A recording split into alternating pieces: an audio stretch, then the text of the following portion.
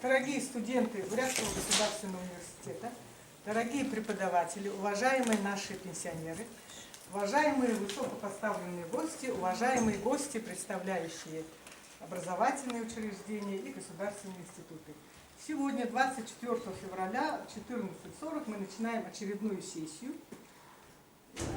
мастерской интеллектуалов БГУ, которая посвящена такой специфичной, далеко выходящей за пределы академичности теме. Тема называется у нас «Стандарт и диалект» или «Диалекты без стандарта». Сегодня основным ключевым спикером является Гунжитова Гармаханда Сабиржаповна, первый заместитель Восточного института, кандидат политических наук. Предваряя ее речь, хочется отметить, что жизнь каждого индивидуума, жизнь некой социальной группы, объединенной на каких-то критериях, на каких-то интересах, либо всего общества, всегда крайне разнообразна. Если вглядеться в калейдоскопический мир взаимоотношений, в который мы себя погружаем, всегда мы понимаем, что каждый человек – это уникум, да? И нет тождества. Естественно, когда мы говорим «нет тождества», мы подразумеваем, что мы все по-разному, даже если 2 миллиона людей, мы по 2 миллионам форматам видим и интерпретируем окружающий наш мир. И для того, чтобы общество, группу людей объединить и направить в каком-то созидательном русле, естественно, государство прибегает к разного видам деятельности. И сегодня, приближаясь я к нашей теме, язык является одним из рычагов интегрирования общности людей в некую народность, нацию и так далее. Пожалуйста, вам даем 30 минут. 30 минут даем гостям выступить и 30 минут аудитории для того, чтобы вы смогли использовать возможность и задать вопросы не только Гармаханде Сабиржаповне, но и нашим уважаемым гостям. Все, начинаем. Как вы уже видите, тема сегодняшнего нашего разговора обозначена как стандарт и диалект или диалект без стандарта. Сразу хочу сказать, что эта тема будет рассматриваться в контексте именно бурятского языка. Почему возникла необходимость или возникла идея обсуждения этой темы?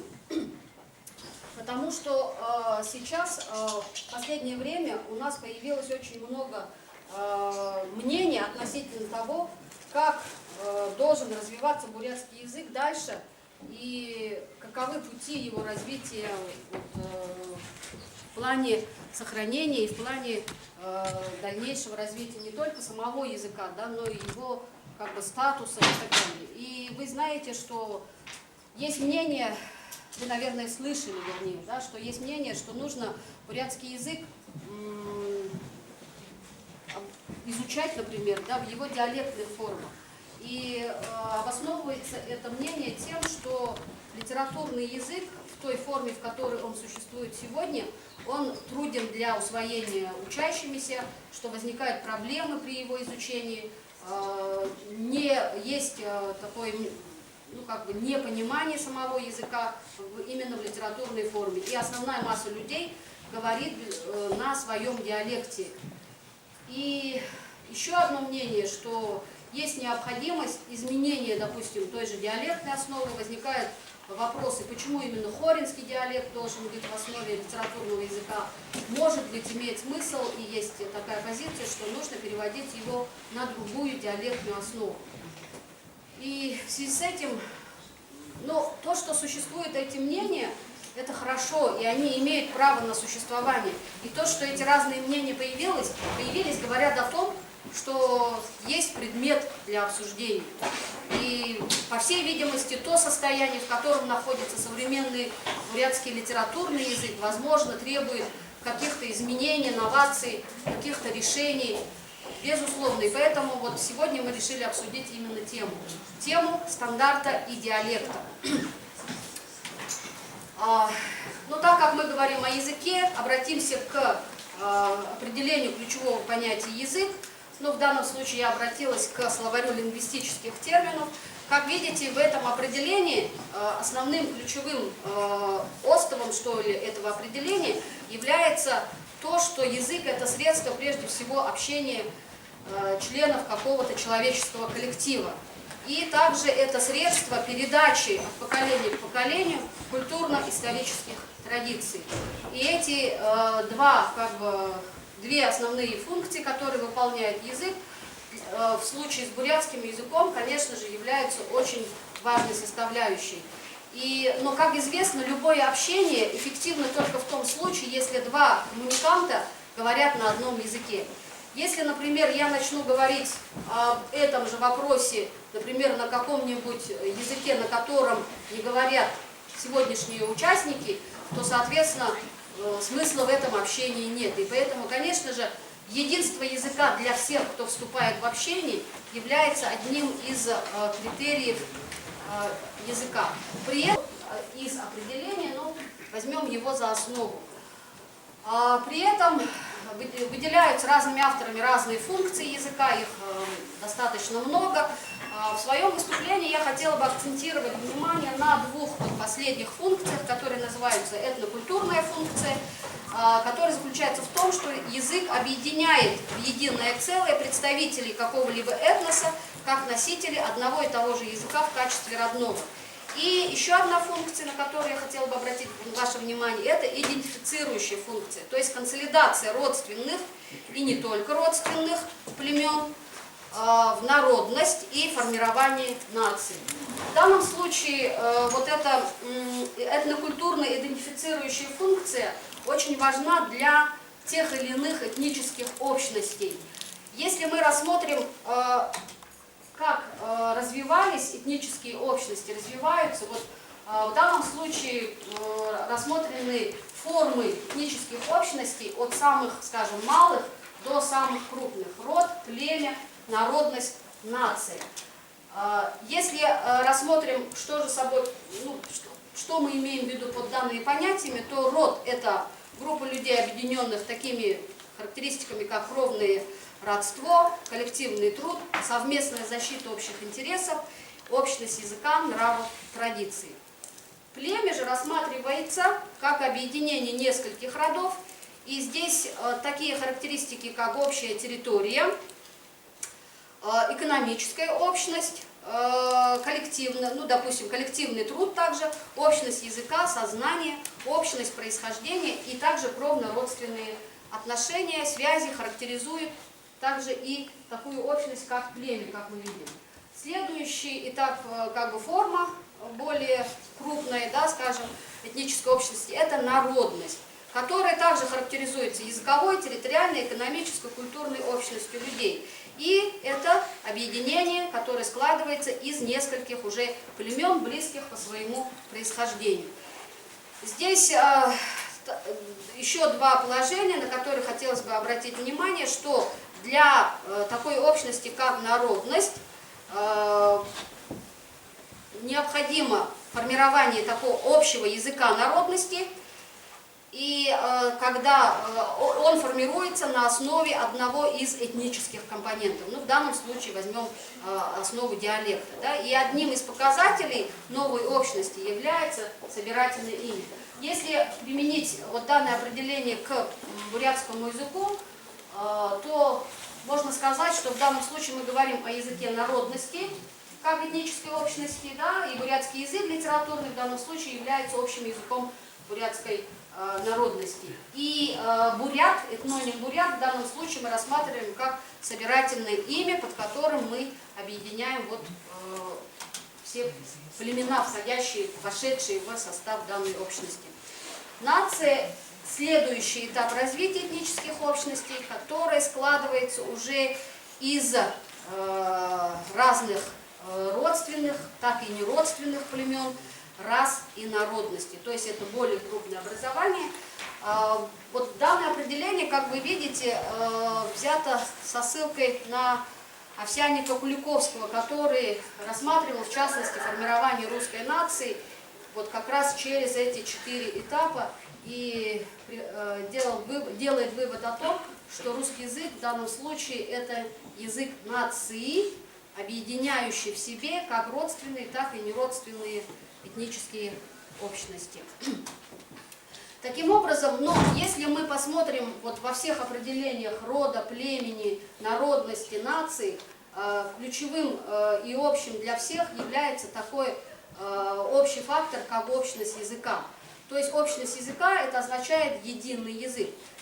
Таким образом можно сделать вывод, что язык, единый язык этнической общности это ключевой компонент национальной или этнической идентичности, который как бы задает ее основы, и без единого языка не может быть общенациональной идентичности. И, соответственно, сохранение этого национального языка является одной из ключевых задач в общем контексте защиты вот этой национальной идентичности. И можно сказать, что если мы говорим о, в частности, языковой политике, как организованной форме, допустим, то это одна из ключевых задач и языковой политики. Но язык существует, как мы видим, на уровне рода, племени или на уровне народности или нации, существует в двух основных формах, о которых мы с вами сегодня говорим, это диалект и литературный язык или стандартный язык. Если посмотреть, что мы имеем в виду под диалектом, то это понятие не только относящееся к какому-то этническому, скажем, этнической общности. Как вы видите, диалект – это разновидность языка, употребляемая не только по территориальному или этническому признаку, но и по профессиональному, социальному и так далее. Но мы в контексте нашего разговора говорим о диалектах этнических и территориальных диалектах, которые образовались именно в силу территориальной, допустим, общности и этнической общности. Если рассмотреть, что на сегодняшний день представляют собой бурятские диалекты, то существуют разные, опять же, классификации. И вот по одной из них классификация бурятских диалектов осуществляется как раз-таки по территориальному принципу. Западные диалекты, восточные диалекты и южные диалекты. Но относительно данной классификации высказываются разные мнения, в том числе мнения ученых, которые не согласны с такой классификацией и считают, что в основу деления классификации бурятских диалектов нужно закладывать прежде всего этническую основу, то есть говорить об этнических диалектах, о разновидностях языка, именно общностей, объединенных именно по принципу происхождения. И такая классификация, пример такой классификации, это вот Игнат Дмитриевич Бураев и Дажей Шагдаров классифицировали бурятские диалекты или наречия, в данном случае как синоним, да, мы используем хоринское наречие, эхирит-булагатское наречие, аларо-тункинское наречие, цанголо-сартульское наречие. Но в данном случае говорить об особенностях каждого диалекта или наречия мы не будем, но мы имеем в виду, что каждая группа, как и первые территориальные, допустим, диалекты, они объединяют в себе группы говоров. В первом случае по территориальному принципу, а во втором случае это вот по принципу происхождения или по этническому принципу. А есть следующая форма существования языка, это уже на уровне вот народности, нации, да, возникает необходимость разработки единого общего нормированного языка, который обретает форму литературного, стандартного языка. И вот в определении вы видите, что ключевыми словами здесь являются такие слова, как стандарт, образец, норма, общая обязательность и так далее. И в этом смысле литературный язык как бы противопоставляется просторечию, диалекту. И нужно сказать, что стандартизация, нормирование относится не только к языковой сфере, и необходимость стандартизации она возникает во всех сферах человеческой жизнедеятельности. Ну, возьмем разные примеры. Например, существуют разные единицы измерения, допустим, длины. Да? Где-то это называется одним образом, где-то это лье, где-то это и так далее. Но общепринятая международная практика – это вот метры, километры и так далее. Да? За основу берется какой-то стандарт, который понятен всем и который совпадает, и нет разночтений. Или возьмем единицы измерения веса, например. Или, например, стандартизация в сфере труда даже, да, или в сфере но далеко ходить не нужно, в сфере образования, к примеру. То есть мы все знаем, что все вузы, все школы, в частности в Российской Федерации, осуществляют свою образовательную деятельность на основе существующих образовательных стандартов. То есть это означает единые подходы, единые нормы, единые какие-то образцы, которые берутся за основу. Но это же не означает, что стандарт является, полностью покрывает всю деятельность, о которой идет речь. Стандарт зачастую задает только ту основу, тот скелет, на котором базируется вот та или иная система.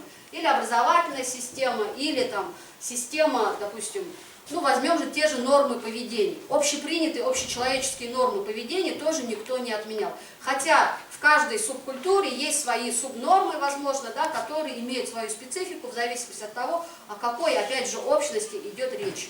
Даже если мы возьмем, допустим, внутрикорпоративные какие-то нормы, то у нас на разных факультетах, институтах все равно есть свои какие-то субнормы, которые характеризуют именно это подразделение, к примеру. Также и в этой сфере, в языковой, стандарт мы не рассматриваем как нечто все покрывающее, всеобъемлющее и незыблемое, неизменное. В данном случае это та основа, на которой мы все должны базироваться, общаясь друг с другом, передавая друг другу ту или иную информацию, опять же с целью того, чтобы не было разночтений и было взаимопонимание, чтобы мы говорили опять же на одном языке в данном случае. Признаки литературного языка, таким образом можно выделить вот следующие признаки, как нормированность, кодифицированность и так далее. Вот, если рассматривать вот эти признаки, то примерим вот данные признаки к современному бурятскому литературному языку. И вот если наложить эти признаки на бурятский язык, то можно сделать вывод, что современный бурятский язык – это достаточно развитый язык, который, к счастью, на сегодняшний день не относится ни к бесписьменным языкам, мы не можем его отнести к младописьменным языкам, это более низкий уровень развития языка. Но, конечно, есть и недостатки, может быть, да, какие-то признаки, возможно, мы не можем сказать, что они полностью характерны для нашего бурятского литературного языка. Но это означает всего лишь, что есть к чему-то стремиться и есть куда развиваться, соответственно.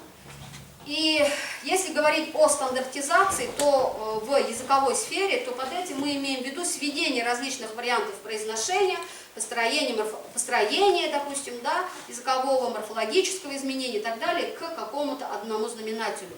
И выбор предписываемого или рекомендуемого образцового варианта как основа нормализации языка. И в этой связи нужно сказать, что выбор того или иного, вот если много споров вокруг того, обосновано ли, допустим, применение хоринского диалекта в качестве основы литературного языка и так далее. Отвечая на это, могу сказать, что с этой проблемой выбора основы литературного языка не мы первые сталкиваемся, не мы первые обсуждаем, это всегда в мире с этим сталкивались и сталкиваются до сих пор. Но тот факт, что в любом случае это тот путь, по которому прошли многие современные языки, крупные языки, сложившиеся в полной мере языки, даже вот тот же английский язык, в той или иной мере они проходили этот путь.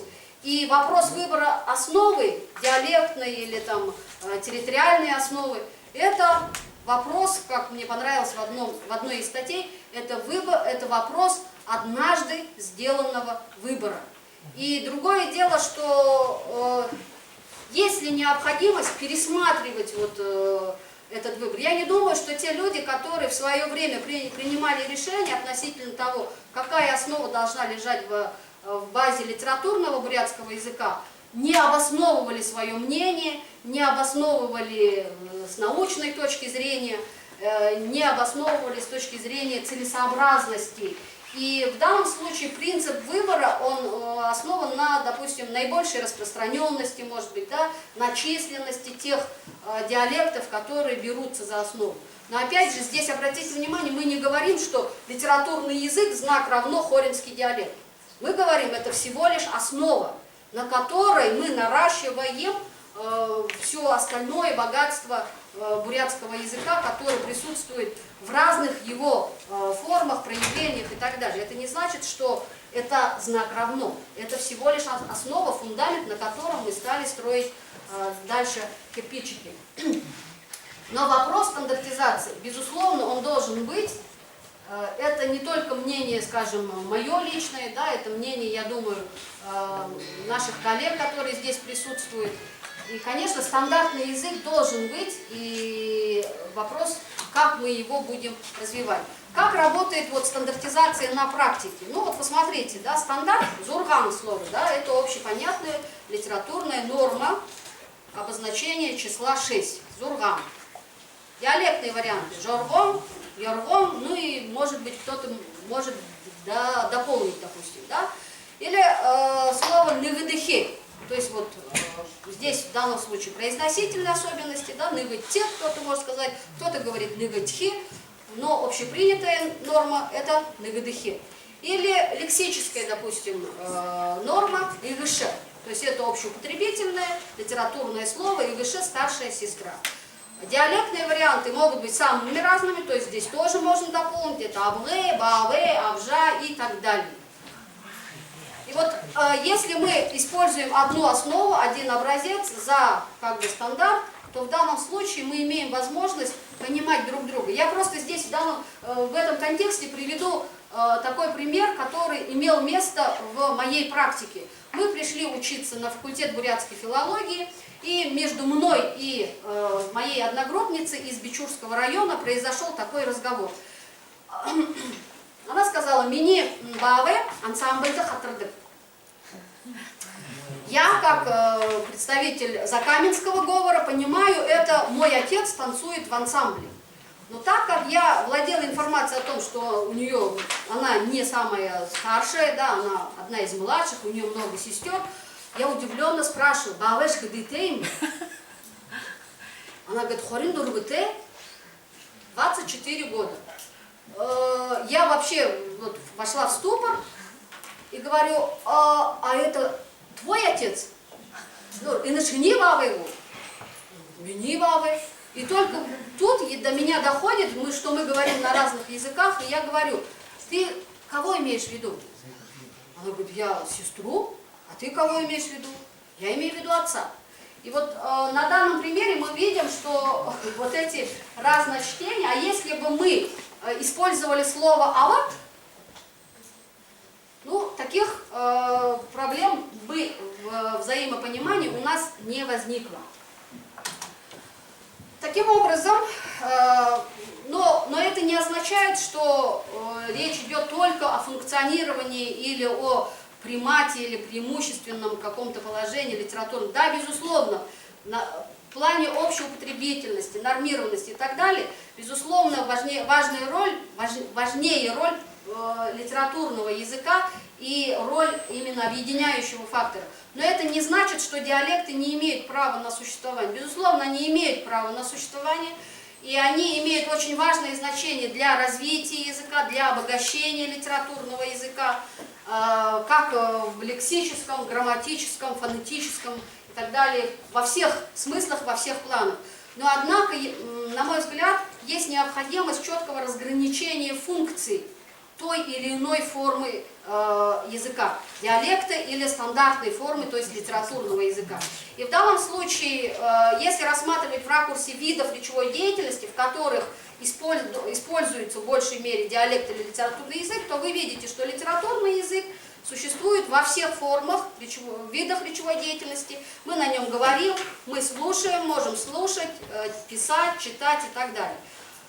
Диалектная же форма ограничивается основными двумя формами, видами речевой деятельности. Это говорение и, собственно, аудирование или слушание. Да, то есть устная форма, прерогатива существования, функционирования диалектной формы языка. Но могут быть, конечно же, исключительные случаи, например, в средствах массовой информации или в художественной литературе частично может быть использованы диалектизмы, диалектные формы речи и так далее. Опять же, для создания определенного колорита, возможно, да, создания той отражение той среды языковой, в которой происходит общение, допустим, героев какого-то произведения. Сферы применения диалекта: семейно-бытовая, устное, народное, творчество. Но здесь вы можете дополнять, но в данном случае это две основные сферы применения. А если говорить о литературном языке, то это и сфера образования, наука, литература и так далее. То есть все сферы, которые мы здесь в данном случае не пытались охватывать. И таким образом, говоря о соотношении, отвечая на вопрос, который был поставлен в начале нашего выступления, стандарт и диалект, или же диалект без стандарта, мы отвечаем и стандарт, и диалект. Но должно быть определено каково соотношение, как они должны друг с другом соотноситься, как они должны соседствовать, сосуществовать. Таким образом, стандарт во всех формах, диалект преимущественно в устной, в письменной форме, в определенных типах текста. Стандарт – это единый язык для народности, нации. И если мы говорим о том, что бурятский народ, допустим, да, это этническая общность, значит, мы должны формировать и обеспечивать для себя языковую общность. И эту общность дальше и больше развивать.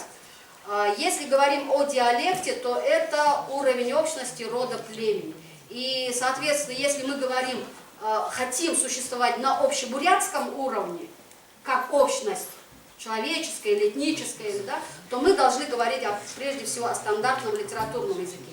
Если же мы хотим существовать далее на родоплеменном уровне, то есть вернуться, я считаю, в своем развитии на шаг назад, то мы можем вернуться и на диалектную основу.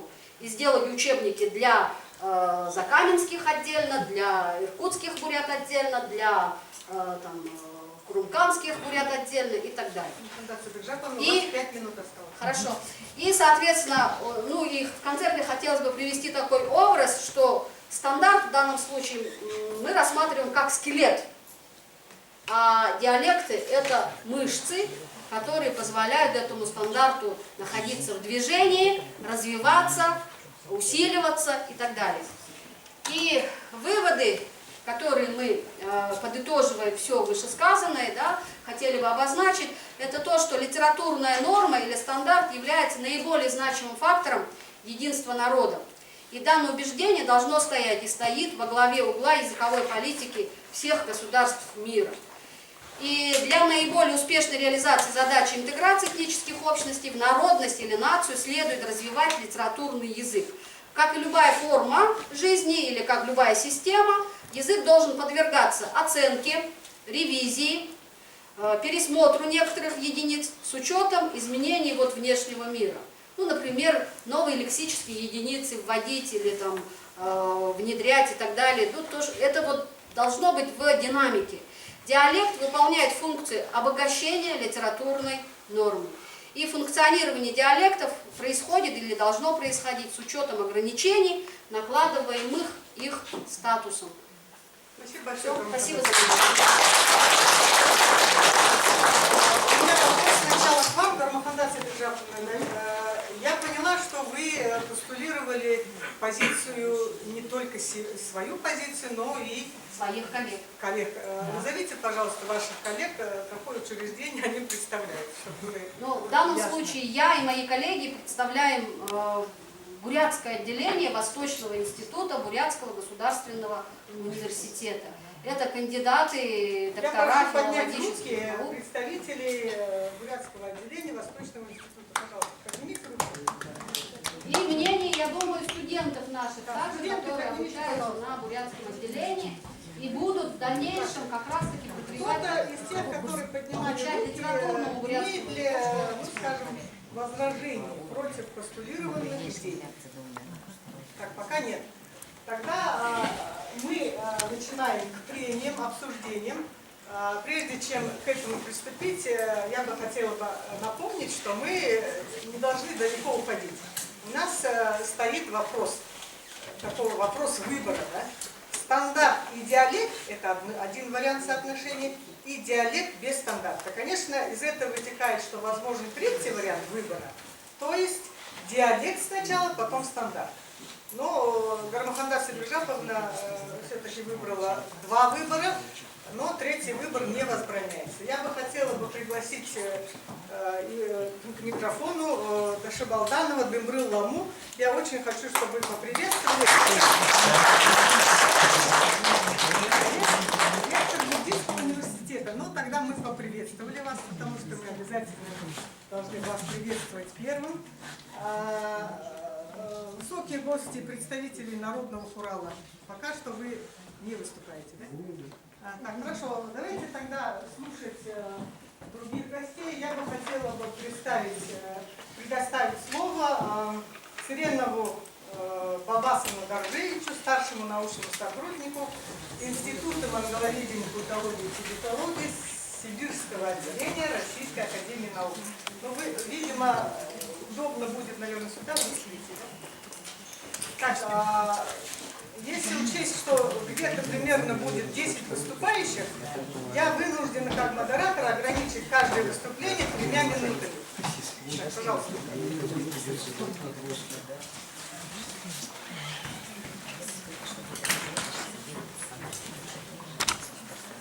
Добрый день.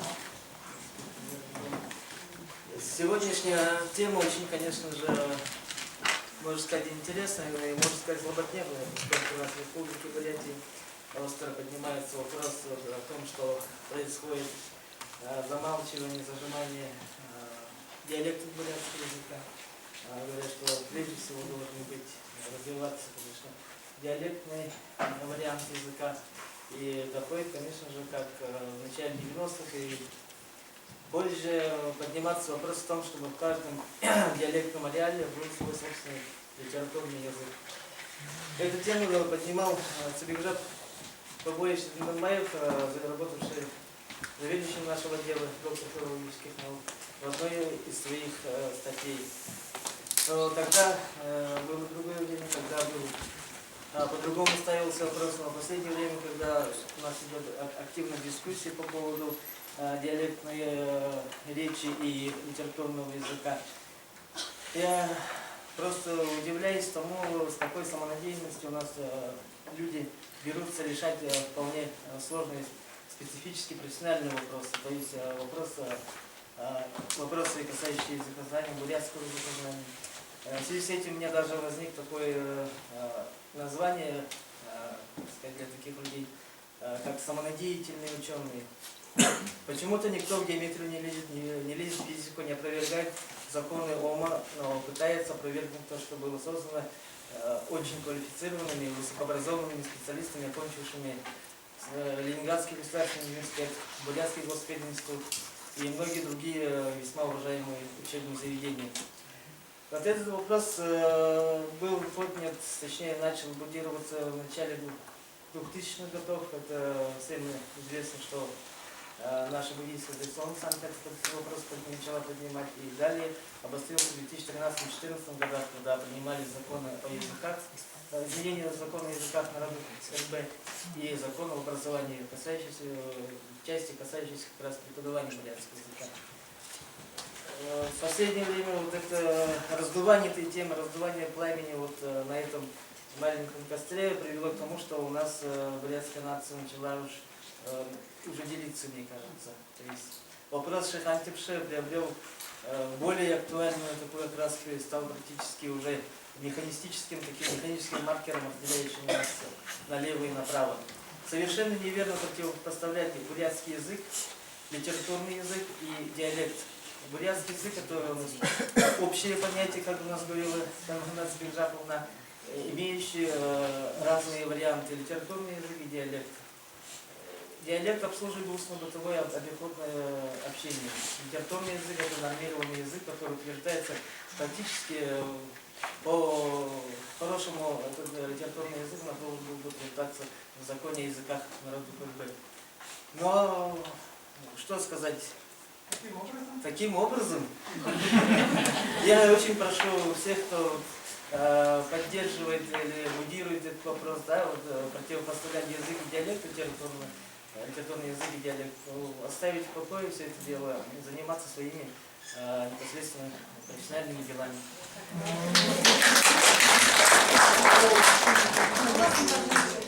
Я как модератор вынуждена все-таки ваш пыл и темперамент чуть-чуть снизить градус, потому что я как Я уже модератор, практически. да, вы можете идти.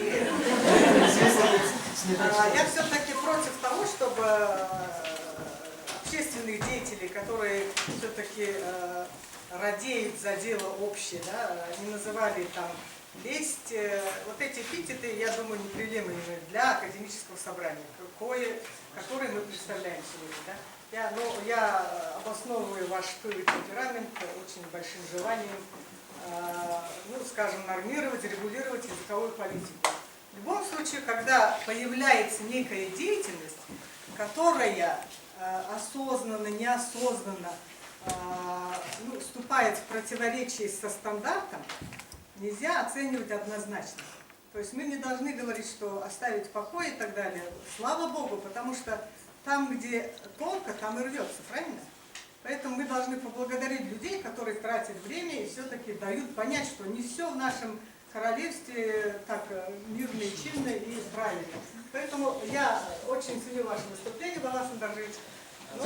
Я вынуждена как модератор все-таки где-то регулировать, правильно? Если мы сейчас опять начнем зашатывать вопрос литературного языка, не его диалектную основу, мы в конце концов вообще язык потеряем. Так, это мы поняли, да? Так, пожалуйста, следующим слово предоставляется майору Александру Петровичу. Вопрос, пожалуйста. Не, вопросы у нас третий тридцатка. Нет, понимаете, Сейчас идет вторая тридцатка. я хорошо выражу свое непонимание того, Так, что здесь пожалуйста. пока происходит. Да. То есть Так, подождите, высказывается майоров достаточно- Александр Петрович, профессор кафедры русского и общего языкознания, который докторскую защищал, в частности, по региональным вариантам русского языка. Пожалуйста. Да, конечно, я не сведущ в области газетоведения и того, что касается именно бурятского языка, но здесь пока идет игра в одни ворота, то есть стандарт и диалект, да? Причем, это достаточно известные, да, типичные языковые ситуации.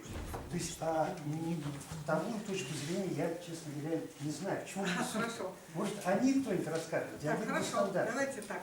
Александр Петрович, правильная постановка вопроса. Вот кто-то из аудитории хочет представить вторую точку зрения. Почему диалекты вы считаете, что занимает не совсем соответствующую ценность, позицию, значимость, важность и так далее? Видите, вот мы приглашали людей, но не все пришли, может быть... Так, я вижу, что никто не хочет осветить вторую позицию.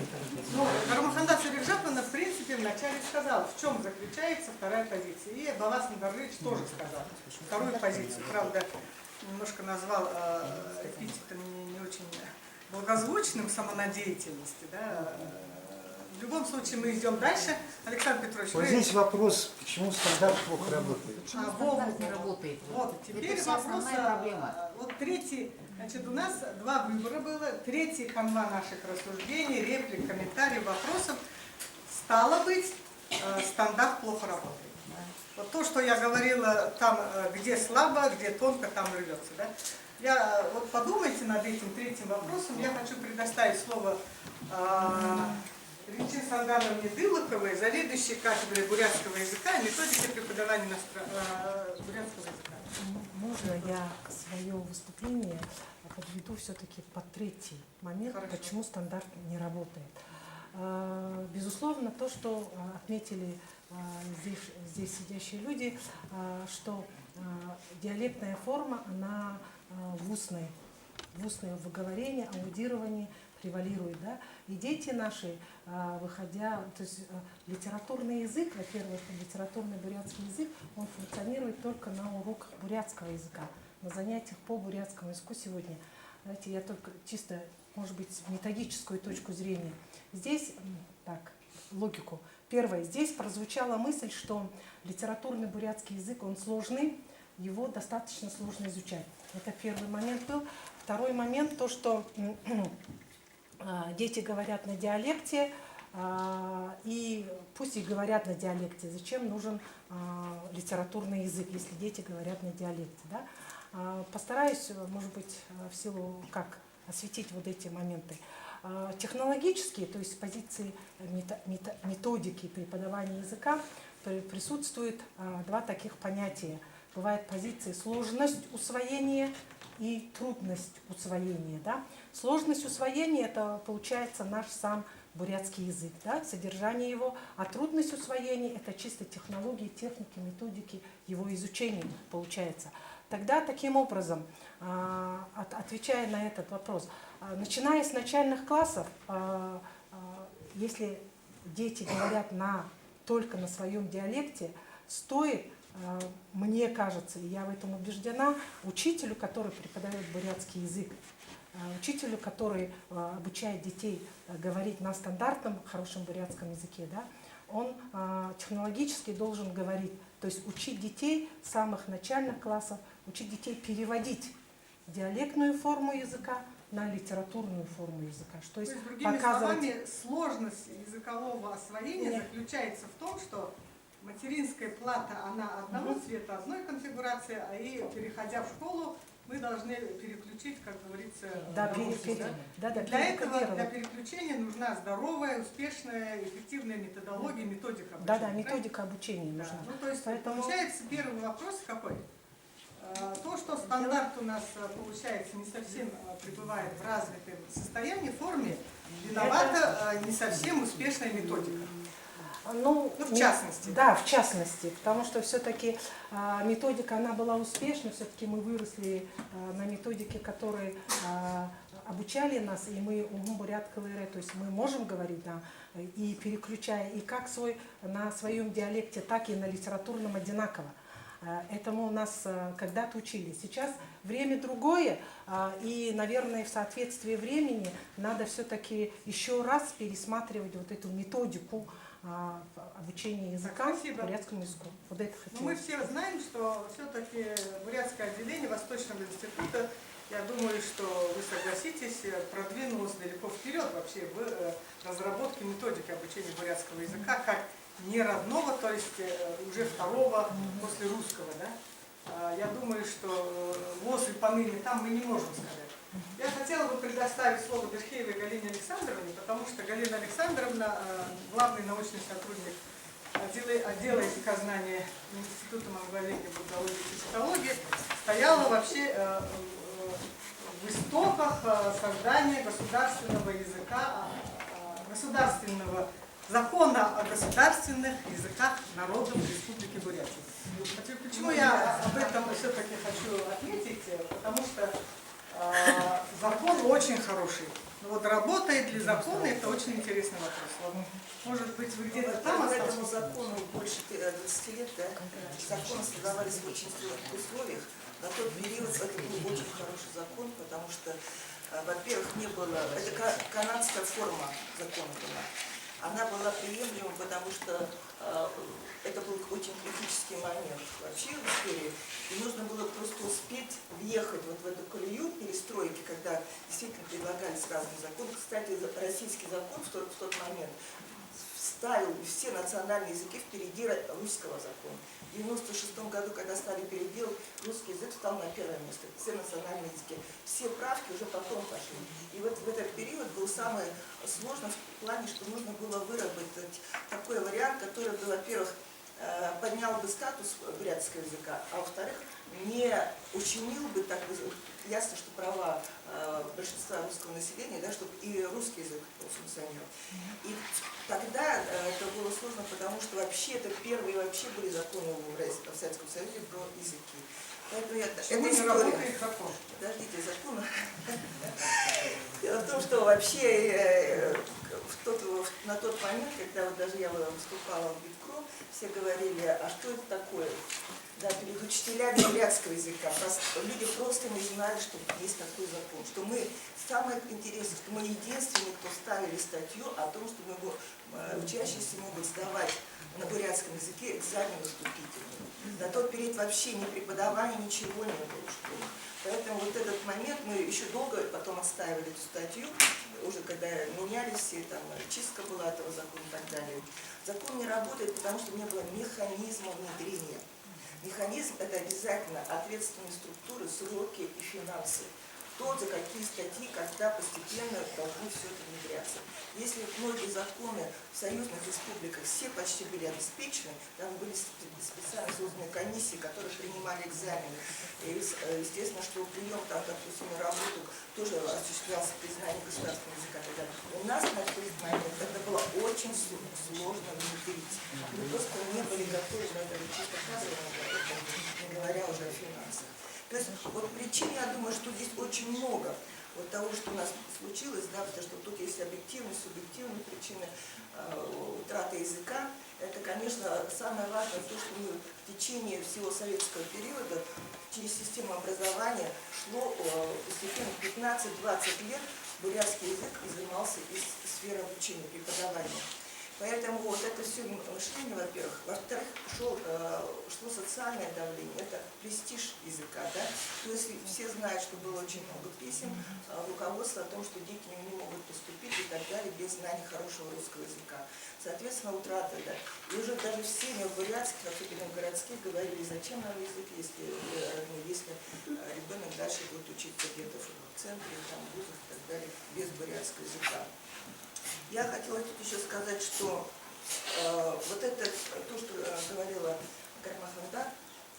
Свиджаповна, а я не просто... Да, я хотела сказать, что это хороший, нормальный доклад, но дело в том, что его основа – это наша российская советская лингвистика. То есть это классификации, литературный диалект и так далее, это все. В монголоведении практически такой классификации, то есть они знают нашу русистику, те, кто учился, но они базируются на других, совершенно других основах. И очень многие монгольские ученые нам говорят, а почему вы бурятский язык говорите? Почему вы говорите монголоязычный? У вас бурятский диалект. Вы понимаете? Вот даже из этого принципа нам необходимо принимать статус бурятского языка. Потому что это не диалект. Я говорю, у нас уже есть описание академическое, есть словари, учебники, грамматики. Полностью становление идет. И есть определенные, то есть мы по всем параметрам нации мы уже имеем свой литературный бурятский язык. Другими словами, Галина Александровна, все дело в термине, да?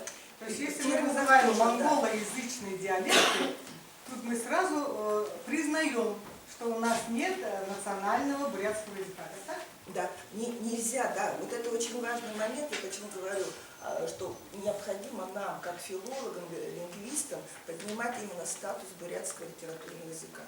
Потому что это действительно достаточно спорный момент, вот, когда мы на конференциях выступаем, несколько раз нам уже такие вопросы задавали. Вообще диалект, конечно, что делать? Да. Что делать? Самый главный, конечно, вопрос – это финансовый вопрос. Давайте абстрагируемся от финансов, да. потому что Я думаю, что очень хорошо, чем дальше, тем больше мы, конечно, этот вопрос обсуждаем. Это очень хорошо, что это расширяется аудитория, которая...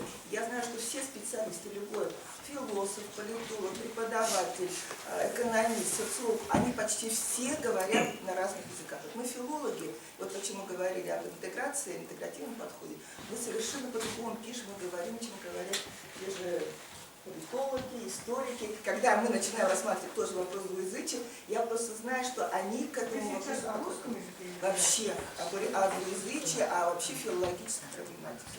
Поэтому вот это обсуждение, вот это такое общее, оно очень важно, потому что мы даже выступаем перед естественниками, они совершенно, у них глаза вот такие, они говорят, а что это, вы чем занимаетесь, зачем вы все это делаете? Так, Галина Александровна, я вынуждена вас Вынуждена, прерывать. да, Таким да, да. образом, значит, первый Главный вывод. вопрос, да. Первый вывод нужен подзаконный акт, который Механизм. будет способствовать реализации механизма Да, закона. вот форма вот этой госпрограммы – это одна из форм. Государственная А комиссия. кто это будет госпрограмма. делать? Вопрос. Как это все Государство наше в лице Да. сначала Народного Хурала, потом правительство привлекает государственные институты. Мы можем отнести себя к государственным институтам в этом вопросе? Ну, да. Допустим, Дело в том, что мы РАН, БРИОП, БГУ. Мы можем вот три как структуры МОСТа могут стать основой. Если у вас будут деньги, Но у нас это нет все денег. обычно связано. Вот да, ну, ты знаешь, иврит, да, как ставили? Огромные деньги кинули, да? Идиш, выставил еврейский, да? Иврит подняли только за счет денег. Ирландии, Каталонии, да, там восстанавливают все равно огромные тренинги. И очень важно, конечно, это поднятие престижа языка, это понимание того, что литературный язык, вот на анкетировании говорят, все говорят, я говорю на литературном, потому что я из Хоринска. Я говорю, извините, литературный язык это не только хоринский диалект. Спасибо большое. Я бы хотела пригласить сюда Феридаржию Байру Дамбиевну, а все-таки она представляет Бурятский республиканский институт образовательной политики. Это еще одно учреждение, которое прямым образом связано с обсуждаемой темой.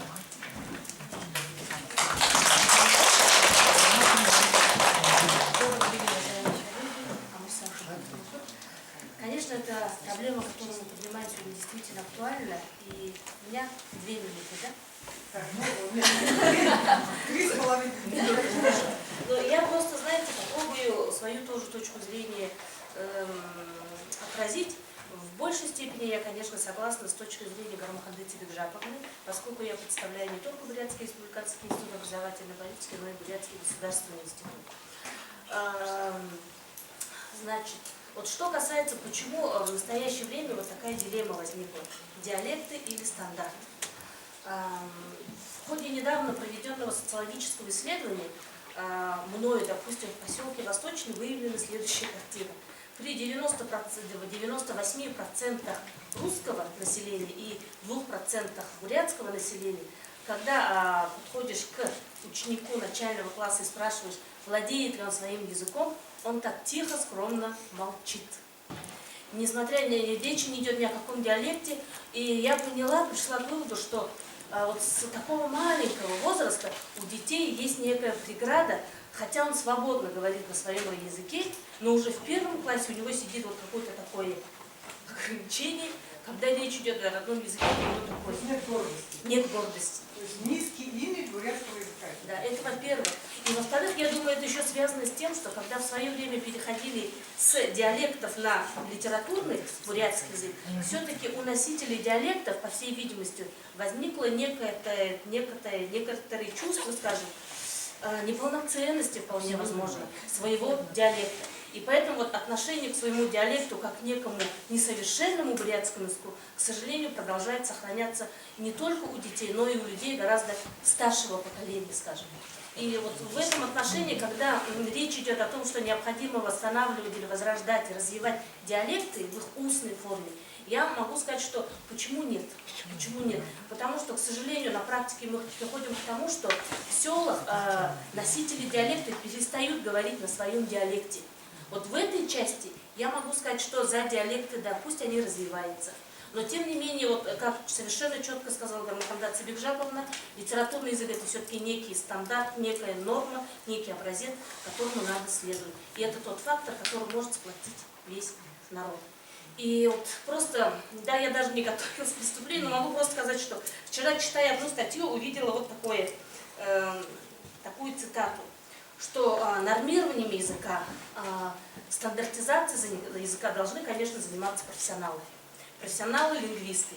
А вот если точно так же, как человек, не имея образования, начинает заниматься, как пациент, который начинает заниматься самолечением, это вполне возможно может привести к печальным последствиям. И поэтому, ну вот это моя точка зрения. Ну, вашу речь подавайте позитивный Позитивный закон. Сами исход нам не нужен.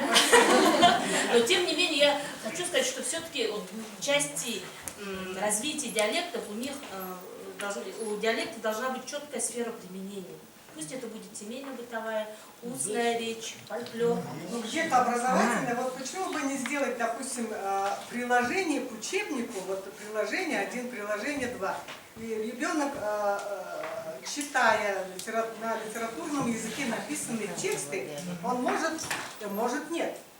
Посмотреть приложение, вот соответствие баргузинское, вот соответствие закаменское. Это же не возбраняется. Бала Сандарыч, вы против такой позиции?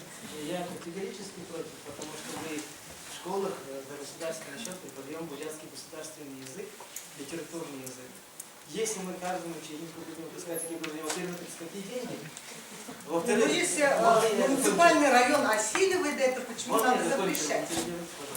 Пожалуйста. Тем более сейчас нет государственного распределения учителей. Все, кто заканчивает наш ВГУ, едут к себе на родину. Получив хороший заряд литературного языка, никто им не запрещает разговаривать вне урока или объяснять материал ребенку на родном диалекте, на родном говоре. А читать и изучать, пожалуйста, на литературном. Литературно почему сейчас в очень плохом состоянии? Потому что у нас нет очень мало публикаций, да? Одна республиканская газета, получатлое радио республиканское, получатлое телевидение, которое вещи вещает, но у нас всего лишь 40-50 минут в час. Тогда, когда у нас будет поле литературного языка, где он реализуется сам по себе, тогда у нас будет, конечно, эта проблема само собой угасать. То есть литературный язык разовьется и будет общим. Спасибо. Ольга Бажимаевна, Александр Афанасьевич, вот кто еще хочет вставить реплики? Потому что вот очень хочется услышать наших гостей, конечно. Может быть, Баир Циденович вы созрели? Баир Циденович, депутат Народного Урала. Покажитесь, пожалуйста. Здравствуйте.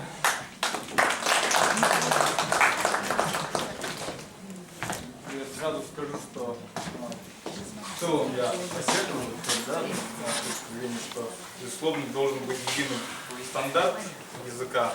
Ну, в принципе, это, наверное, в любых масштабах, если мы видим, когда мы говорим, что русский язык он должен быть основным государством, мы понимаем, что вообще русская культура, русский народ, она в целом является цементирующей для государства, да, ну, условно, на каком языке мы будем с чеченцем разговаривать, кроме как на русском языке.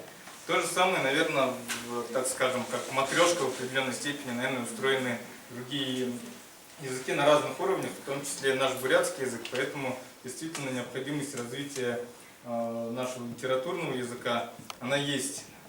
И место диалектов, мне кажется, оно вполне даже в этом контексте может иметь место, потому что ведь чем богаче и развитый язык, тем больше синонимов, соответственно, мы имеем. Да? То есть там есть разные ситуации, конечно. Бывает у нас одно и то же слово означает совершенно противоположные вещи. Ну, допустим, где-то ахэ, это у нас в литературном, да, и в восточном говорят, это брат, старший брат, да. Есть диалекты, где ахэ означает вообще супруга, жена. То есть вроде бы там, наверное, сложно сделать их синонимами. Но тут уже, наверное, ниша именно для диалектов на местах будет. То есть, я думаю, что у кого в диалекте так заложено, так и останется. Но какие-то слова, наверное, вполне могли бы в перспективе стать полноценными синонимами и войти, в том числе в литературный язык, найти свою нишу. Вот. Ну, я не знаю, насколько я научные вещи говорю правильно, да, потому что я не филолог, но тут уже мои мысли такие. Ну, вот буквально недавно, позавчера было землячество, да, хоринских, восточных бурят, и после этого землячества тоже там собирались определенным кругом, обменивались мнениями, и там многие наши большие, так скажем, начальники, руководители очень радовались, что удалось провести мероприятие. В целом-то оно действительно хорошо, что его провели. Но там разговор о том, чтобы вот объединяться тоже вот такими крупными общностями внутри бурятского языка, что станет предпосылкой для дальнейшего укрупнения, объединения бурят в целом. Да? Вот я там как раз выступал, не знаю, точнее, тоже свое мнение говорил, может быть, его не совсем восприняли, но, наверное, зависит от среды тоже где-то мысль озвучивать. Я боюсь, что иногда искусственные вот эти попытки объединять кого-либо, что-либо, и делать из самой идеи объединения, точнее, из попытки объединения делать идею, они иногда, мне кажется, немного мертворожденными могут оказаться, потому что объединяться должна все-таки идея какая-то более, грубо говоря, что мы хотим объединить? Просто наших чиновников, представителей разных родов, или все-таки мы хотим в широком плане объединить, да, народ, людей, и этот процесс будет действительно происходить внутри. Я думаю, что для филологов, наверное, да, и вообще, кто интересуется языками, мне кажется, яркий пример, вот язык эсперанто в свое время пытались искусственно создать, он тоже не совсем прижился. То есть, когда была идея мировой революции, что для меня, по моим политическим убеждениям близко, но тем не менее искусственное создание языка, не имея при этом социальную почву, объективную почву, да, оно не привело к успеху, то есть его на каком-то уровне он даже сегодня сохраняется, но тем не менее единого глобального языка не появилось, потому что общество еще не созрело, общество еще не объединилось в глобальных масштабах, и то же самое у нас, наверное, на уровне бурятского народа. Очень важно нам не только пытаться язык использовать как механизм объединения, но также, наоборот, социальную сторону, какие другие вещи использовать для объединения языка, для создания, возрождения, может быть, полноценного литературного языка. То есть, другими словами, вот выдвигается тезис о том, что для того, чтобы объединять, чтобы не получился этот процесс, не получил этот процесс искусственный характер, нужна такая фундаментальная твердая почва. То есть язык не является настолько уж твердой основой, потому что кроме языка должны быть другие факторы объединения бурятского народа. Да? Да, во многом, мне кажется, язык как раз является уже признаком состояния, так скажем. Да, хотя он играет огромную функцию тоже для объединения, но не надо забывать про обратную тоже связь. Вот я тут один пример еще приведу. Меня мама в детстве рассказывала, как в селах, да, в колхозах, чебаны, когда автоматка, то есть появляется ягненок, иногда бывает, что не принимает, да, ягненка. Ну, соответственно, если все так оставить, то ягненок пропадет, но это и прямой экономический ущерб. Есть такая песня «Тейга», да, «Тейга, Тейга». Это нигде, ни в одном учебнике, ни в одном сельхозуниверситете вам не научат вот этой песни «Тейга», да, понимаете? Вот в учебнике МНД есть «Тейга, Тейга» песня?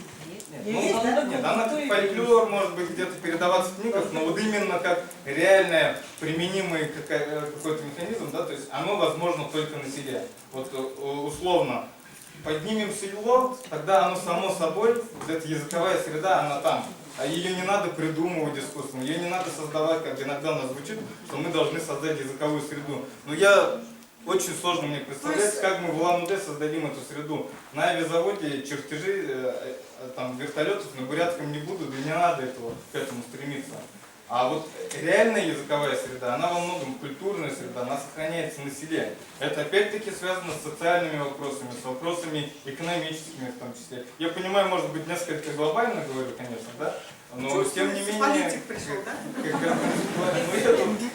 Может быть, не как политик. То есть, получается, язык реальный, живой, экспрессивный, эмоциональный, эстетический язык, который живет на селе, граненый в бриллианты диалекта, стучит в дверь и говорит: пустите меня, стандарт, я вообще-то тоже хочу где-то поучаствовать в общем деле. То есть в этом... Нужно создавать стандарт говорит: нет, мое высочество не приемлю диалекты различия. То есть мне понравилась идея у Бориса Сергеевича о том, что социально-экономическая подоплека на самом деле сопровождает вот этот языковой вопрос абсолютно и тотально. Вот вы согласны? Да, наверное, где-то есть, да, имеет место. Спасибо большое, Борис Сергеевич. Деньжак Бимбаевич, вы тоже выступите. Так, Матуев Деньжак Бимбаевич, депутат Народного Урала, председатель комитета по межрегиональным связям, национальным вопросам, молодежной политике. Я действительно до конца сам выучить буду. Ну, во-первых, я по образованию историк. Сразу хочу сказать о том, что вопрос о языке, в частности, о бурятском языке, периодически обсуждался. Поднимал его Базар Барадин. Я думаю, что лингвисты, историки с уважением относятся к этому имени. Человек имел мужество, подготовленность, убеждение. Кстати, он говорил о литературном языке на базе сигундинского диалекта и баражированный в сторону халх. Цыганбаев очень серьезно поднимал данный вопрос. Поэтому то, что сейчас происходит, не надо удивляться, это нормально. Другой вопрос, что мы имеем на сегодняшний день.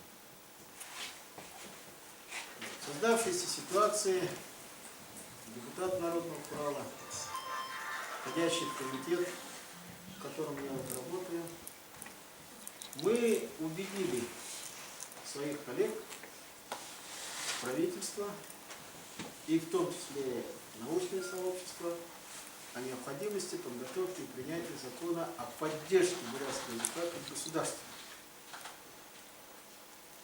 Если я ошибусь, дайрмата немного, это практически единственный в своем роде закон. Вот среди 80 с лишним субъектов Российской Федерации это единственный своего рода закон. И вот теперь надо понять, почему среди 80 с лишним субъектов единственный субъект пошел на принятие закона о поддержке собственного языка как государства. То есть это глубина проблемы. Теперь вторая вводная, я за нее тоже отвечаю. Вы нигде, ни в одном законе о языках и об образовании не найдете обязательности преподавания и изучения государственных языков республики. Исключение составляет только Республика Татарстан, где сказано о преподавании в равных объемах. Давайте тоже ради исторической правды отдадим себе отчет. Мы называемся Российской Федерацией, по большому счету, благодаря Республике Татарстан. Почему? Потому что единственная республика, у которой есть договорные отношения с Федерацией, это Татарстан. Не было бы этого договора, мы бы могли быть успешно унитарным государством. Поэтому в языковой политике на сегодняшний день у республики есть определенные преференции со стороны федерального органа, но они, на мой взгляд, исходят из того, что есть договор, и в том числе в вопросах преподавания и изучения, в том числе татарского.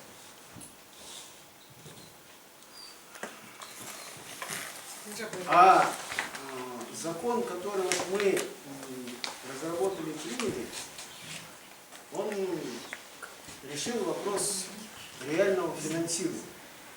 Сегодня на исполнение этого закона выделяется где-то порядка 30 с лишним миллионов. Я сейчас не могу рассуждать, много ли это мало. Но, скорее всего, по сравнению с тем, что реально выделялось там из года в год в районе 800 тысяч, 1200, миллиона 200, наверное, это много. Но другой вопрос, достаточно ли. И теперь уже к существу сегодняшнего конкретного разговора, не будучи специалистом в области языкознания, я сейчас не могу сказать, что первично, что вторично. Я не могу сказать. Но исходя из понимания глубины проблемы, я все-таки считаю, что сегодня сохранение живого разговорного языка на диалектной основе – это то, чем мы сегодня должны заниматься. Каждый в меру своих способностей. То есть гырте усилутел, ажулдери, лоза досо. А не так, что, как вас говорит, умереть в тиши кабинета города за классический литературный язык. Это не сложно. Это не сложно. Вот моя такая позиция, и я очень признателен организаторам за приглашение, но я сразу вам говорю, я не специалист в области языка. Я, по крайней мере, сегодня делаю то, что считаю нужным. Ну, а время покажет. Правильно я делаю, неправильно делаю. Но автором того закона был я все-таки субъектом, по крайней мере, законодательной инициативы был я. Спасибо. Снежа Бабаевич. Получается, что все-таки Народный Урал, который разработал и подписал закон о поддержке и развитии бурятского языка. Маленькое уточнение. ну, разработали... Нет. Законы подписывает гарант Конституции. Гарантом Конституции у нас является глава республики. Так, ну ладно, ну это подразумевается, конечно. Я просто вас вижу как депутата Народного Урала, и все-таки вам хочу воздать должное, что вы при поддержке Урала только мог Вячеслав Владимирович подписать, конечно. И в этом смысле Он, кстати, с пониманием относится. вы не хотите ли сейчас, глядячи назад, поразмышлять и сказать, что если вы считаете, что финансирование должно идти на развитие живого диалектного языка, может быть, когда Галина Александровна говорит, что недостаточно финансирования для развития стандартного языка, может быть, мы пересмотрим вот этот перечень видов деятельности, которые финансируются, и все-таки внедрим вот несколько пунктов, чтобы у нас вот наш скелет, тот самый литературный язык, не пребывал в таком стагнирующем состоянии. Все-таки нам повезло, что Сидинжа Бульбаевич стоит перед нами, мы можем задать вопросы. Да. Вас как величать? Арюна. Вот Арюна, шамды ямыр хылын крипты. Литературный? Или же мнение твое? Мне кажется, что и диалект важен, и стандарт, но все-таки я также считаю, что стандарт, должен быть какой-то стандарт, на который должны опираться диалекты. Ты студент? Да. Ну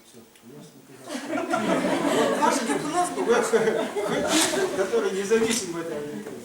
Нет, у Поэтому, нас видите, студенты достаточно независимые. я понимаю, я вот, допустим, к сожалению, но не могу ответственно рассуждать. Почему? Потому что я не изучал бурятский. Может быть, вы к нам прислушаетесь? Я готов. Мы-то, видите, полжизни потратили. Не, я согласен. Поэтому единственное, вы скажите через Министерство образования, сколько и куда это. Понимаете? Почему? Потому что у нас Министерство образования. Вот я с чем согласен со своим земляком, языковую политику, вопросы преподавания отечественного языка, конечно, с улицы как можно меньше.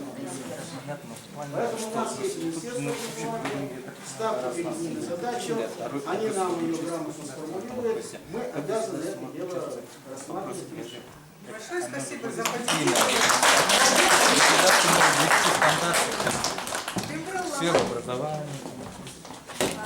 Я знаю, что Пемброл Ламы является просто высочайшей квалификацией и раздаем благодарность за то, что вы вернулись на родину и достойно представляете буддийскую саду. Здравствуйте, уважаемые участники. И извините за то, что я сначала, когда пригласили, не смог. И сегодня, когда такое обсуждение идет о бурятском языке, мы почему-то говорим на русском языке, говорим о бурятском, как-то немножко не слаживается. Так было как бы на бурятском обсуждать вот эту тему. Ну ладно, раз так начали на русском, давайте на русском.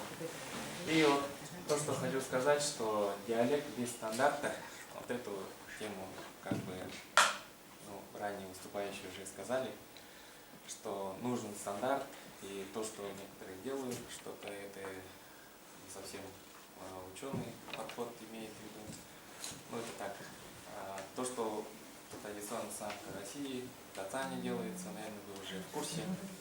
Мы провели 10-й недавно конкурс по бурятскому языку. И последний конкурс собрал 83 школы, и с каждой школой у нас по 7 участников. И сумма получается около 600 детей приезжают и участвуют в наших конкурсах. И по опыту проведения этих конкурсов у нас как бы стандартов у нас нету. Вы говорите на родном диалекте, откуда приехали. Ну, если Селенги парень, то он на селенгинском выступает, если Скоренск, таким образом. И вот эта модель, скажем, развития или же поддержки, или же как бы сохранения языка, она работает. Потому что когда собираются дети с разных районов, первые, скажу, да, были конкурсы, когда они не могли друг друга понять, это было. А в последующем, когда они уже общаются и когда услышали разные диалекты, они, сопоставляя свой диалект, они в принципе могут уже общаться. И это обогащает, с одной стороны, наш язык. И вот эта модель, она работает, самое главное. А то, что мы стандартами зажимаем в кабинетах и на публикациях, что здесь черточка неправильно, здесь 2А не поставил, это уже неправильно, человек автоматически уже перестает им заниматься. И еще один момент, то, что он как бы сейчас бурятский язык, ну, не знаю, это слово нормально подходит, не подходит, он стал как бы немодным, то ли, и немодным. Но на нем говорят только на кухне, скажем, или же где-то с бабушкой СМБН, Саналганар, и все, на этом заканчивается.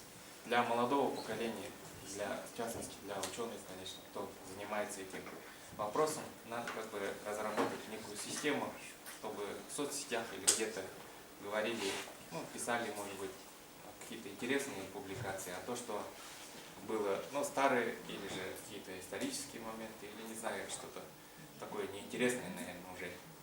Это уже народ, молодое поколение, оно уже не принимает. И хотелось бы для молодого поколения какие-то интересные публикации или что-то такое. И у нас в конкурсе как раз вот это восполняется тем, что мы туда вводим конкурсы на знание, ну, разных, ну, это языка, ладно. Кто знает побольше слов на определенный предмет, скажем, если морин, то связанный с морин сколько слов, ну, такие вот моменты, но это ладно. Просто еще один момент хочу сказать, что зная, есть такие выражения, которые не переводятся на русский язык, но дословно можно перевести все, но смысл он теряется.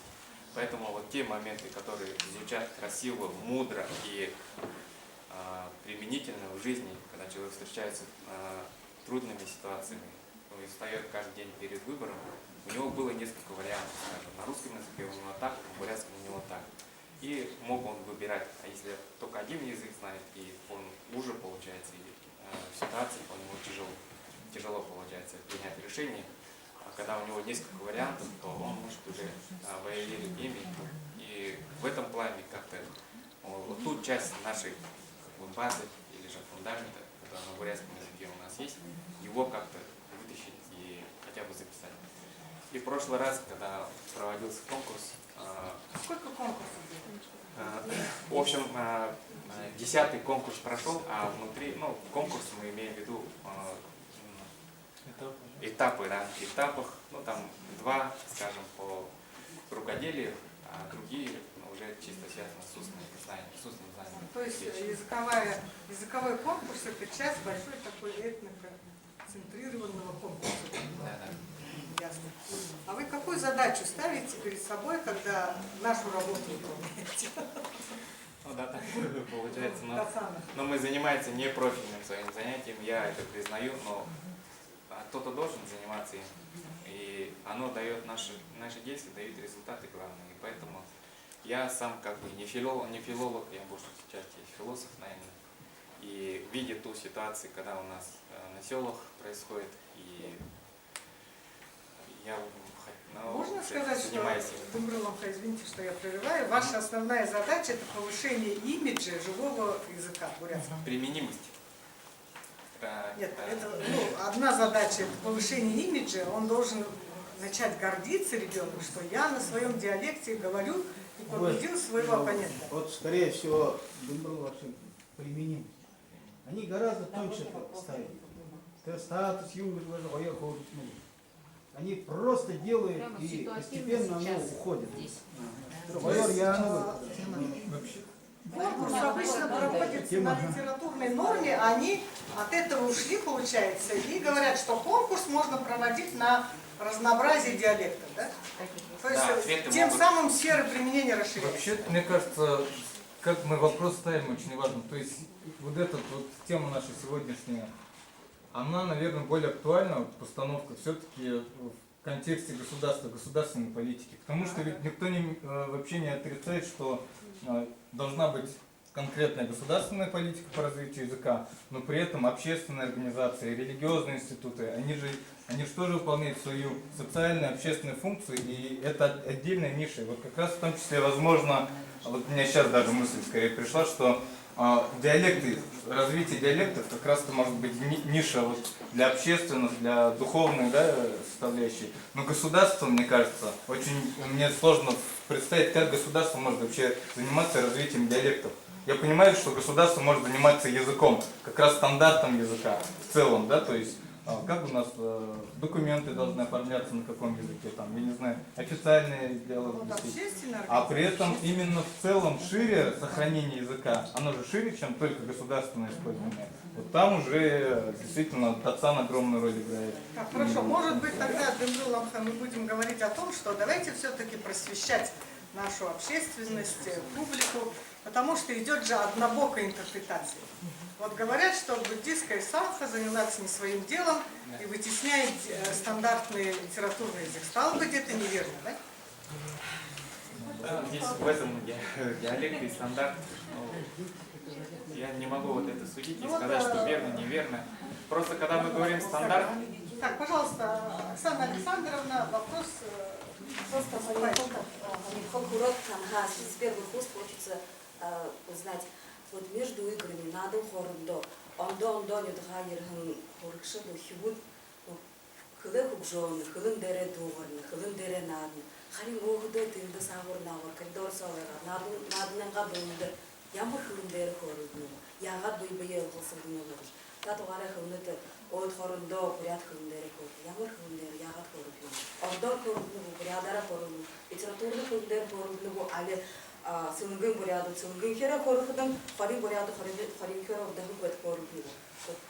Не приходилось наблюдать, только вот по телевидению видели, ездили, вот просто очень интересно, как вот этот процесс общения, как применяется вот в процессе игры, используется бурятский язык. Спасибо. Ну, не скрою, что в коридорах они разговаривают на русском. Есть такое. Между собой они общаются на русском. Я это несколько раз замечал, и нам даже делали замечания. Почему ваши между собой разговаривают на русском? И мы, когда даже устраиваем между собой, быстро надо сказать, принесите это, я говорю на русском. Такое есть. Но тем не менее, несколько раз бывало то, что парень с Селенгинска, парень с Хоринска, они общаются между собой и вполне нормально друг друга понимают. Почему понимают? И у нас в Датсане, я вот с Хоринского района, и есть там ребята у нас Джининского, с разных, со всех районов, мы в Алминском Датсане, в частности в буддийском университете работаем. И между собой мы прекрасно друг друга понимаем. Просто несколько каких-то слов, которые надо выяснить. Ты знаешь, и абгэ ахэ, ахэ игышэ, вот эти моменты выучил, но это не так много. И ты можешь спокойно уже общаться, без каких-то непониманий, когда вначале. Пожалуйста, еще вопросы к нашему уважаемому гостю Дембрул Ламха. Можно я реплику? Нет, давайте вопросы. У нас пошла последняя половинка. Я бы хотела вообще поддержать ваши коллеги. Просто я, поскольку сама была неоднократно на этих соревнованиях, просто можно, как лингвист не можно объяснить, но я могу сказать, что была свидетелем того, как учащиеся говорят, общаются на разных диалектах. И если поначалу, год назад, это было довольно затруднительно для учащихся, которые участвовали в соревнованиях, то через год учащиеся они уже имеют представление, что такое тот или иной диалект, и прекрасно могут понять и ответить на своем диалекте. То есть там создается некая среда, в которой функционирует, вот идет живое функционирование всех диалектов. Так, ну в любом случае это получается устная сфера, правильно? Да. Это устная. Мы уже говорили, что за диалектами устная форма. Дети убеждаются в том, что на диалектах можно понимать друг друга. То есть получается на самом деле, вот, а как нам быть с письменностью-то? Если мы будем тремя... Так, пожалуйста, представьтесь, пожалуйста. Меня зовут Лариса Пожаркова. Я преподаю бурятский язык. Я тоже имею отношение к этому курсу и хотела бы сказать несколько слов. Мы, например, конечно, мы говорим об одном и том же: литературный язык, диалектная форма. Не нужно, конечно, его противопоставлять. Если будет диалектная форма, будет и литературная. литературной формы. Слава Богу, что есть диалекты, да, есть живой язык. Слава Богу, что есть... Слава Богу, наша буддийская сангха поддерживает и стимулирует наших детей вот, к участию в разных конкурсах. И вот мы должны сказать огромное большое спасибо вам, организаторам, потому что вот дети, конечно, они вот с младшего возраста, они участвуют в разных конкурсах, и год за годом, раз за разом, месяц за месяцем они развивают свой бурятский язык, свой живой бурятский язык. И я считаю, и мне кажется, что наше именно своеобразие бурятского языка, именно в богатство бурятского, именно в разнообразии. Хорошо, ну, давайте, это мы, в принципе, приняли этот тезис. Давайте больше не будем это еще раз обсуждать. У нас осталось буквально 15 минут. Пожалуйста, вопросы к основному докладчику, спикеру, да, и к нашим Можно гостям. вопрос, а? Пожалуйста. А вообще в восточном отделении, институте обсуждается вопрос о возможности подготовки преподавателей на диалектной основе? Преподаватели, которые могли бы обучать диалекту. Ну, такой вопрос вообще не ставится, а изучение самих диалектов и их особенностей входит в программу подготовки специалистов-филологов. У нас есть дисциплина, которая называется диалектология. Студенты проходят диалектологическую практику, выезжают в районы, изучают эти особенности, как говорится, в поле. И, в принципе, студенты, которые прошли обучение, они, придя в любой район, это не обязательно так бывает, что если ты уроженец Хоринского района, обязательно трудоустроишься в Хоринском районе. Вполне возможно, что он поедет работать в Селенгинский район. Как специалист, зная специфику местного диалекта, он, естественно, может объяснить разницу между диалектной формой, какими-то особенностями, да, произносительными и так далее, и, собственно, литературным языком. Поэтому я не думаю, что здесь сам вопрос может ставиться. Я не трогаю грамматику, это понятно, это как раз-таки относится к стандарту. А я имею в виду вот именно вот для развития разговорного языка.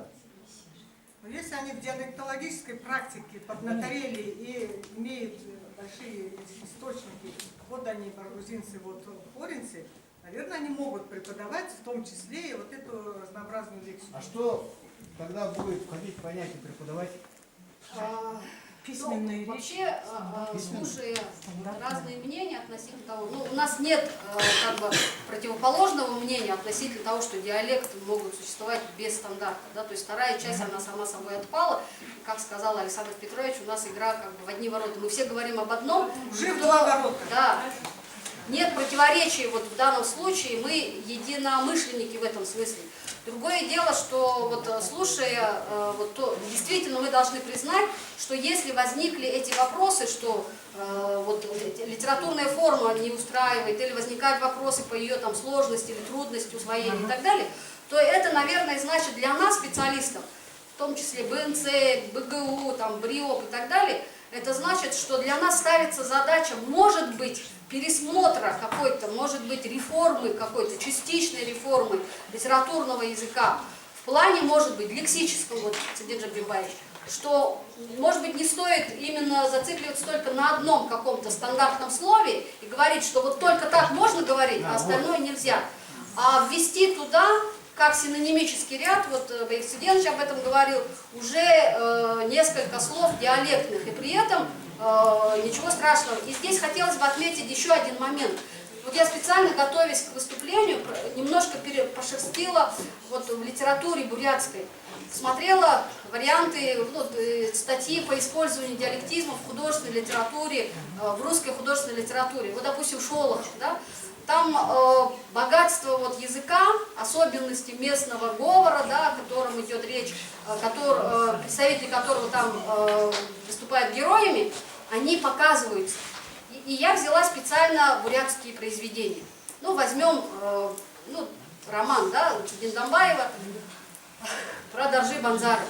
Если мы открываем, смотрим, там на чистейшем литературном языке разговаривают жидинские буряты. Но мы же понимаем, что они так не разговаривают в жизни. И не разговаривали тем более тогда, правильно? Или, допустим, я специально открыла Евжанова посмотрела повесть, ну там есть несколько слов диалектных, но в целом и в общем построение фразы и так далее, оно все литературное. За исключением нескольких вкраплений слов там бушу, хуба и так далее. То есть Всё. художественный текст скуднеет, сереет, когда он искусственно нанизан на Да, на и вот стандарт. в плане обогащения языка писатели могли бы сыграть свою роль, не только Санха, а и писатели могли бы сыграть свою роль, написав такие произведения, которые показывали бы все разнообразие и богатство бурятского языка в его диалектных и так далее. Гармахандар Сагаджаповна говорила, в определенных типах текста приветствуется художественное, скажем, наполнение. Вот давайте перечислим. Мы знаем, что есть сферы чисто представляющие государство. Это Можно я еще судопроизводство. отвечу Илжару Бекбаевичу относительно вот того, что как обучать. Здесь ставился вопрос, а возможно ли, может быть, есть необходимость разработки таких учебников, где параллельно давались бы пояснения вот по диалектной основе. Ну, Баба Сандажич отсек, сказал, никаких, все должно быть стандартно. Но если мы имеем дело с проблемой, когда я действительно вот буквально 2 недели назад или 3 недели назад, неважно, мы участвовали вот в мониторинге уровня владения бурятским языком, я была в Закаменском районе, и выявила, что дети, учащиеся младших, средних, старших классов, все прекрасно говорят на своем диалекте. Но когда дело доходит до написания текста, это был тест, анкета, где содержались, были предложения. Там пишут, кто, как говорится, кто во что гораздо. То есть о чем это говорит? То есть на уровне устной речи они прекрасно владеют своим диалектом, то есть бурятским языком владеют в его диалектной форме, а литературную форму, я не хочу сказать, что повсеместно, но в большинстве случаев, во многих случаях уровень владения был очень низкий. И написание, допустим, тех же слов и так далее, допустим, произносит усивут и пишут усивут вместо ухи и будь, допустим, нормативного, да? И в этом смысле, может быть, действительно эта идея о том, что нужно вкраплять в учебные издания какие-то приложения или, может быть, пояснения и так далее, отражающие специфику диалектов, диалектных слов или произносительных норм и так далее, имеет право на существование и требует, возможно, практического решения. Это же чисто технологический момент обучения письменной речи называется. Формирование письменной речи. Это упущение методики. Поэтому я и говорила, что с позиции методики чисто технологически надо продумывать вот это. Как это делается? Это делается по-особому. Так или иначе мы упираемся в вопрос грамотности, да, потому что грамотность, как ни странно, это измеритель, который является все-таки нас приводит к литературной норме. Да? И мы, когда ребенка заставляем только очень хорошо знать диалектную форму, мы где-то ему объединяем его жизнь в плане даже социального встраивания. Да? Так, он не будет успешен, если он не будет хорошо, грамотно писать на литературной норме. Вот это как принцип сообщающихся сосудов, да? То есть мы не можем один сосуд, чтобы был наполнен, другой на 1/3 наполнен. Они должны быть в равной мере наполнены. И в этом смысле я думаю, что подытоживая, еще есть вопросы. У нас еще 5 минут есть. Так, пожалуйста. Подытоживая, мы будем говорить о сообщающихся сосудах.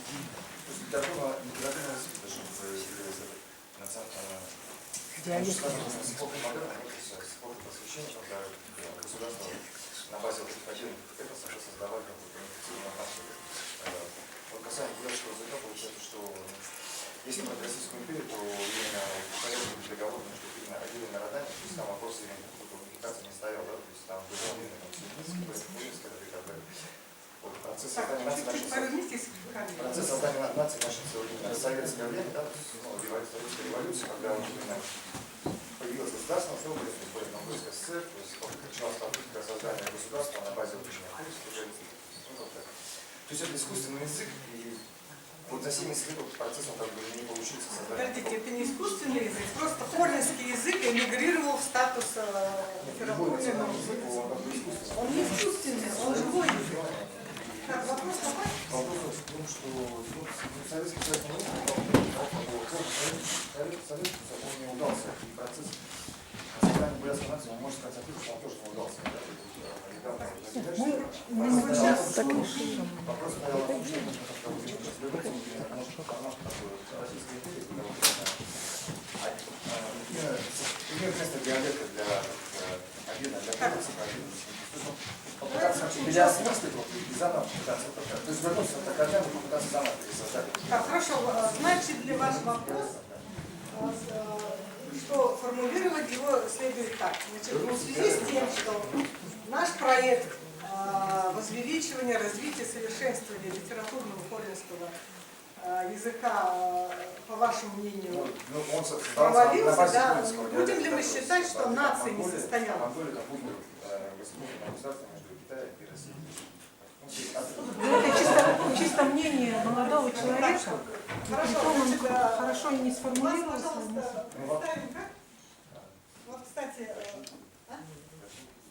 Доржи Вибер, кстати, постоянный участник интеллектуальной деятельности нашей в рамках мастерской, поэтому я очень ценю его мнение, но вот пришлось перекодировать на более простой язык. В общем, другими словами, мы можем и сейчас вернуть вспять историю, 1939 год, и устроить конкурс, так все выстроились на речи, и давайте либо по жребию, либо по какому-то критерию создадим еще один литературный язык.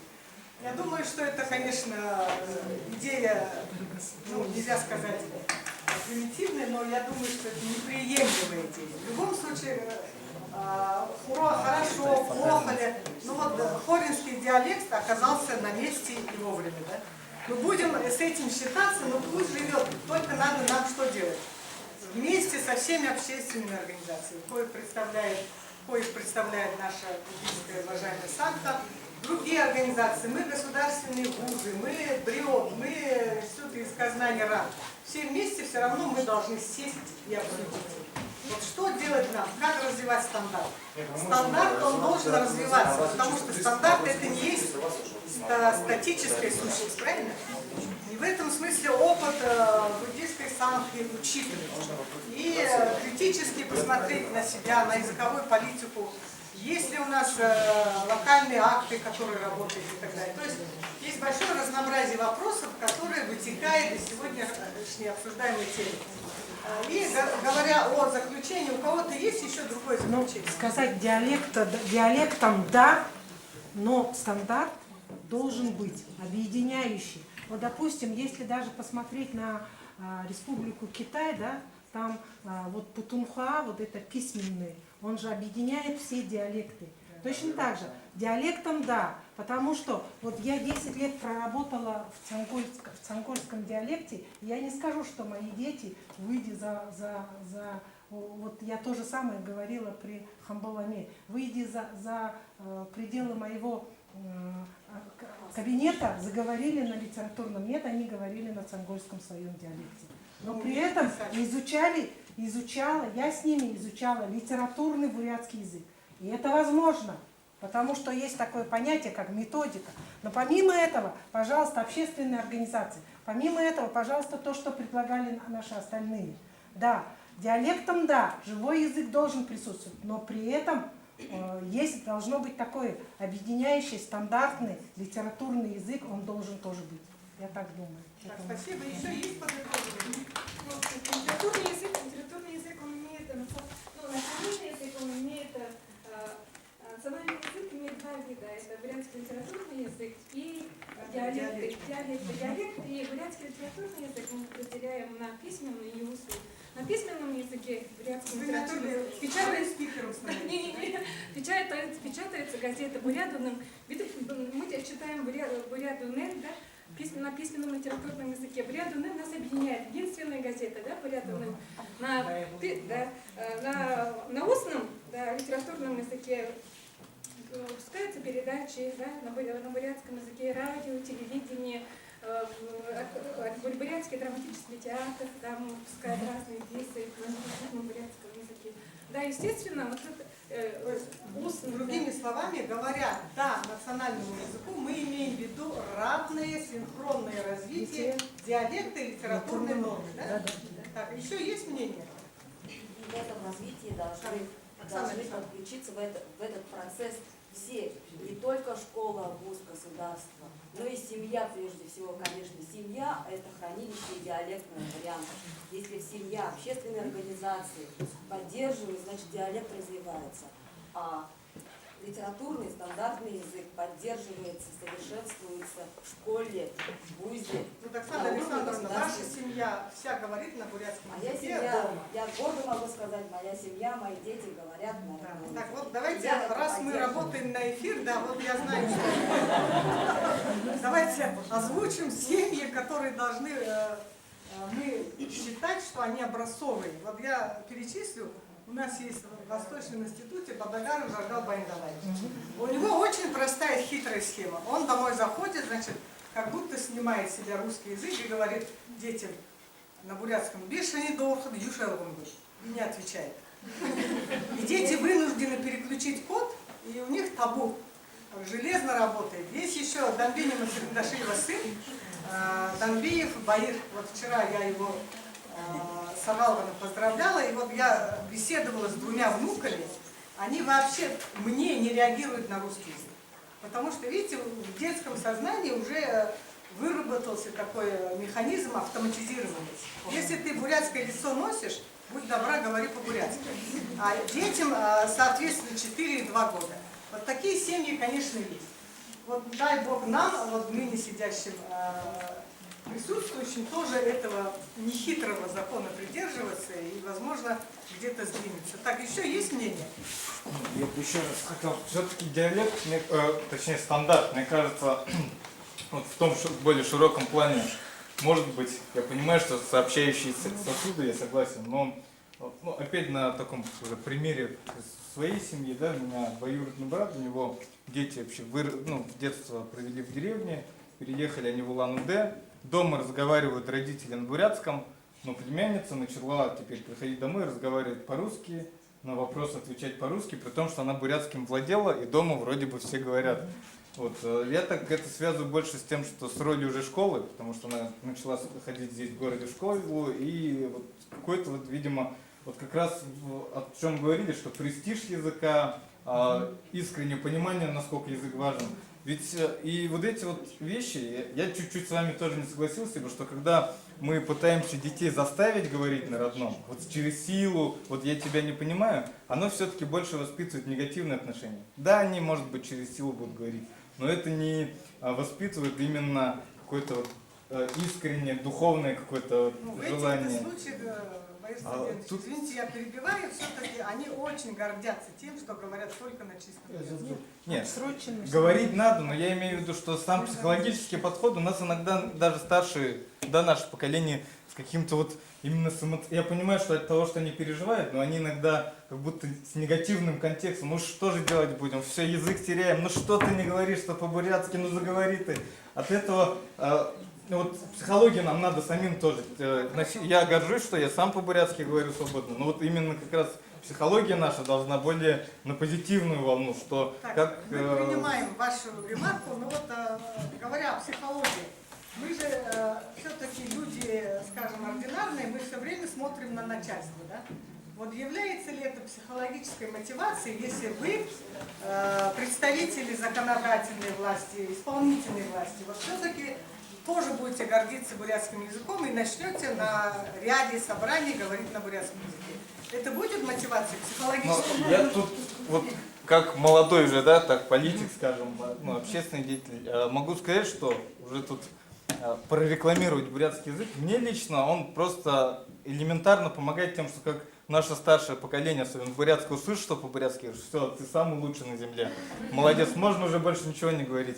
Оно, положительное отношение, оно уже, слава богу, формируется в обществе. Я помню, вот еще лет 10-15 назад, когда я сам в школе учился, мои друзья, буряты по национальности, вообще ни слова не понимающие по-бурятски, когда я ему говорил, а что ты по-бурятски не говоришь? Он говорит, нафиг он мне нужен, как-то и вот отмахивались и воспринимали это абсолютно нормально. Сегодня эти же мои друзья уже растят своих детей, они уже жалеют о том, что сами не говорят, и у них есть абсолютно искреннее желание учить своих детей. Вот это уже, мне кажется, есть тоже подвижки полезные в этом плане, хорошие подвижки. Это как раз вы сами пришли к тому, что не надо принуждать, а показывать положительный пример и детям, и также друзьям.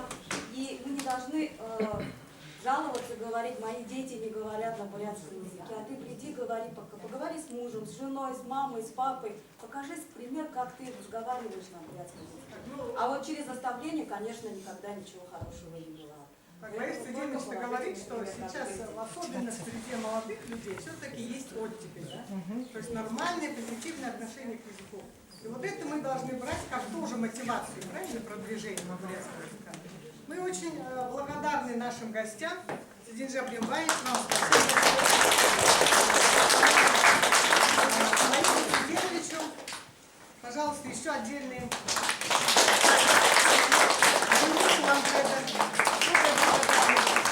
Благодарность Бурятскому республиканскому институту образовательной политики.